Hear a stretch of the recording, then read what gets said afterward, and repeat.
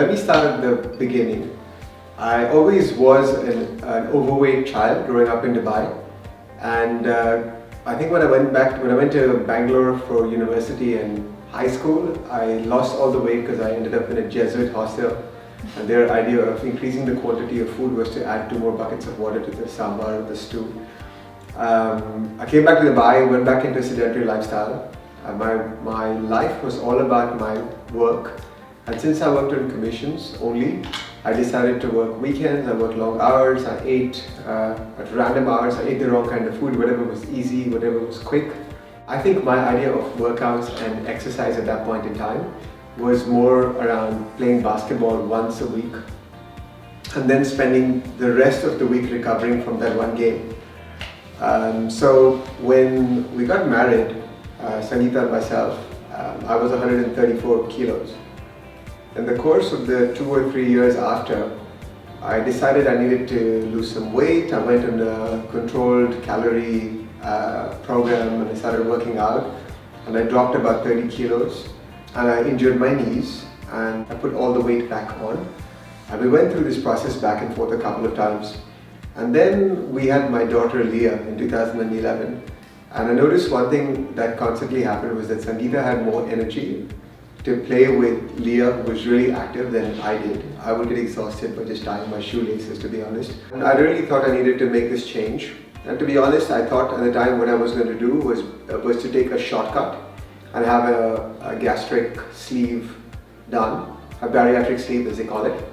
And the months that followed thereafter, I ended up losing about 50 odd kilograms in the next 5 months.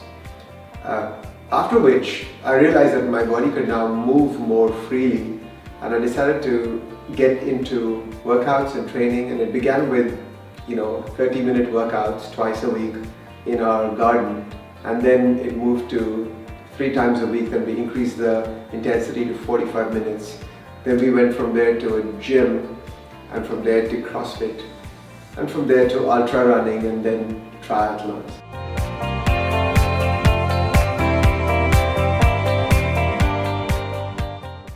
The interesting thing is what came with the bad lifestyle, and by that I mean this was being overweight, eating all kinds of food.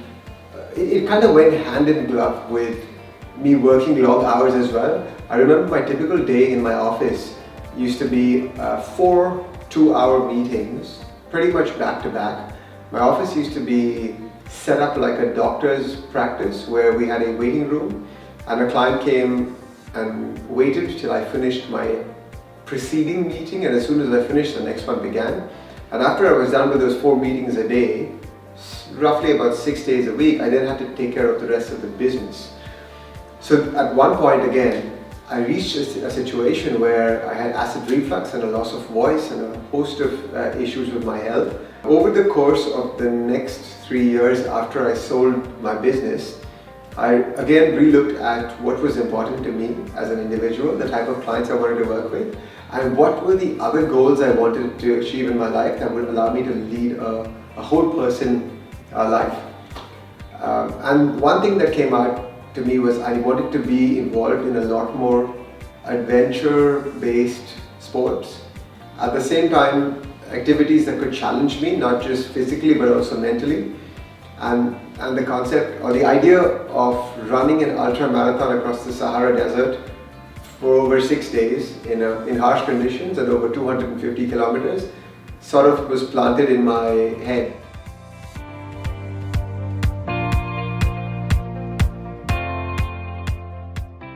One of the books that I read a few years ago and then constantly listened to over audio and YouTube was Tim Ferriss' book called The 4-Hour Workweek. And the bit that came out to me was, if you're looking to cut down the number of hours that you want to work, then you need to find an activity that could replace work in those hours that you're planning to let go of. And I realized that activity for me had to be training, running. The purpose behind that was to ensure that you don't lean in towards work if you have a free day. And the purpose was to block out that day so that you could just spend that day focusing on another activity.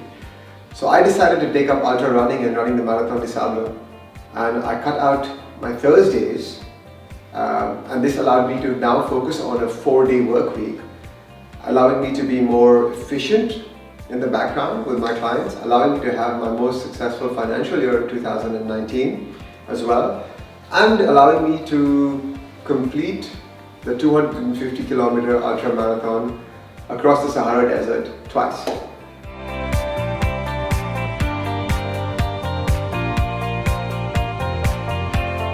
There are a host of apps as well as tools that I use from a planning perspective that help keep me focused on my goals, whether it's training or work and things like that. The simplest thing that I can tell you to use is a pen and a paper in the absence of a whiteboard or a white wall. And the pen and paper is really simple. It helps me write down my goals every morning, erase them, or rewrite them the next day. I don't use a pen and a paper today. I realize that this is such an important part for me that I've painted a whole wall in my office with idea paint, which essentially converts the wall to a whiteboard. And every morning on a focus day, I wake up, I erase my goals and I rewrite them down. The whole point behind that is to ensure that my day is intentional, that every morning or every day I'm doing things in the day that take me towards my goal. Whatever the goal may be, whether it's financial, whether it's family, whether it's physical, spiritual, whatever the case. So this is one of the simplest things, is a pen and paper and just writing that goal down. The second thing, of course, is any calendar app. If you are prioritizing what is important for you, then it's important to block that time out in your calendar in advance. There is another app that is called Commit to 3. And to be honest, I feel like I may be ADD. So I need to constantly find a way to recenter myself. So one of the things that I use is an app called Commit to 3. And this app allows me to focus on 3 things that I have to complete for the day. What that lets me do is focus on what we call the high value target over here. These are the 3 things that I have to complete for my day to be successful.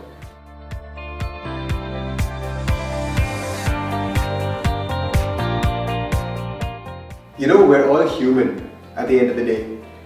I have this 80-20 rule, and if I get it right 80% of the time, I'm in the good space. So I'd like to say that I push 100% of the time and make sure I do it every single time, whether I feel like it or not. The honest truth though is, there are days where your mind may be super strong, but your body is just not willing to cooperate.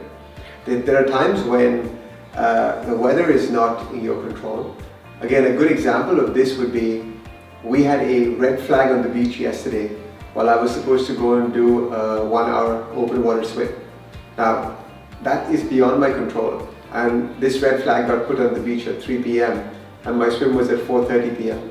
There was no way for me to make any of those changes. So at that point in time, I surrendered to it. But this is an 80-20 rule. 80% of the time, I'll make sure, whether I feel like it or not, it's about trusting the process. It's about doing those number of hours, putting in those number of hours to ensure that your end result is met.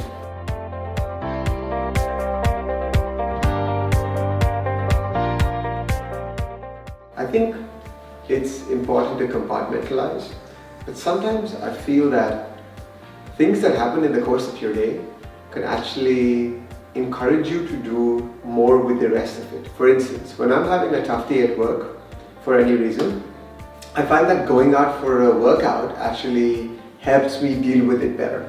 Because it's that time that I spend with myself, sitting and analyzing what has happened in the day, why certain things happen. So most of the time, what I notice is that actually having a workout at the end or beginning of a tough day or week or in the middle somewhere actually helps me deal with things a little better. I feel like a bad day can be turned around by a great workout.